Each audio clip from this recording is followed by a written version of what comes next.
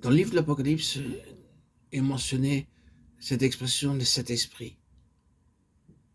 Elle est répétée plusieurs fois. Apocalypse 1, 4, 3, 1, 4, 6, 5, 6. Nous comprenons la signification de la plénitude du Saint-Esprit dans nos vies, par laquelle Dieu veut nous amener sur son trône. La totalité du message du livre de l'Apocalypse peut se résumer en un verset. Sur l'Apocalypse 21, 7, Dieu dit « Je serai son Dieu, et il sera mon fils ».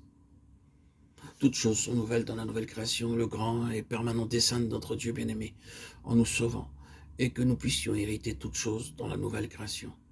Il est très difficile de comprendre sur cette terre ce qu'est réellement notre héritage, mais nous l'acceptons comme la parole de Dieu et y croyons sans aucun doute ni question.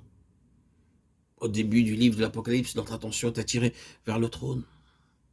À cette époque, l'apôtre Jean était prisonnier dans l'île de Patmos.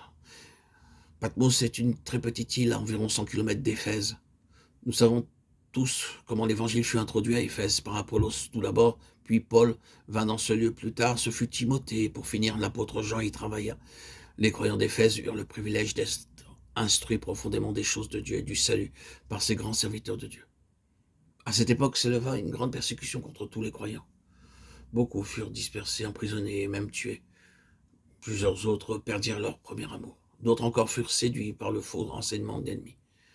Telles étaient les conditions à Éphèse au moment où le Seigneur Jésus apparut à l'apôtre Jean dans l'île de Patmos, où il lui donna le message contenu dans le livre de l'Apocalypse. Naturellement, toutes sortes de questions venaient assaillir les pensées de l'apôtre, entre autres. Quel sera l'avenir des croyants? Il est tout naturel pour nous de nous demander ce qui arrivera prochainement lorsque nous voyons l'ennemi se faufiler parmi les croyants, lorsque nous le voyons actif autour de nous, que les croyants sont dispersés et que très peu demeurent vrais.